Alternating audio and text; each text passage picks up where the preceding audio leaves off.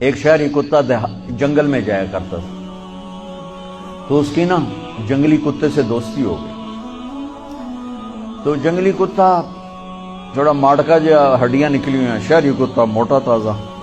تو ایک دن وہ جنگلی کتا کہتا ہے، یار تو کیا کھاتا ہے؟ انہوں نے کہا میں پراٹھے کھاتا ہوں، انڈے کھاتا ہوں، ڈبل روٹی کھاتا ہوں، دودھ پیتا ہوں، گوشت کھاتا ہوں۔ ان کہ یار میں تو نام ہی آج سنوں، میں نے تو کبھی کچھ کھایا ہی نہیں ہے یار، میں نے بھی لے چل، میں بھی کوئی کھاوا کو، میں بھی موٹا ہوں۔ انہوں نے کہا آجا۔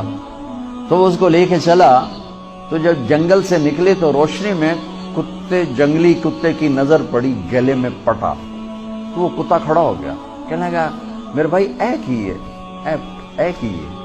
انہوں نے کہا یہ پٹا ہے۔ وہ کیا ہوتا ہے؟ کہ یہ غلامی ہے، غلامی ہے، میں کسی گھر کا ملازم ہوں، غلام ہوں، ان کا پہرا دیتا ہوں، ان کی راکھی کرتا ہوں، ان کی نوکری کرتا ہوں، پھر وہ مجھے انڈے کھلاتے ہیں، پراٹھے کھلاتے ہیں، پتہ نہیں کرتے۔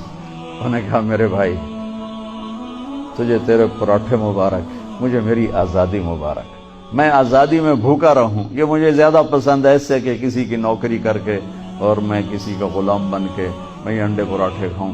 پوری امت مسلمہ اس وقت وہ شہری کتے کی مثال ہے۔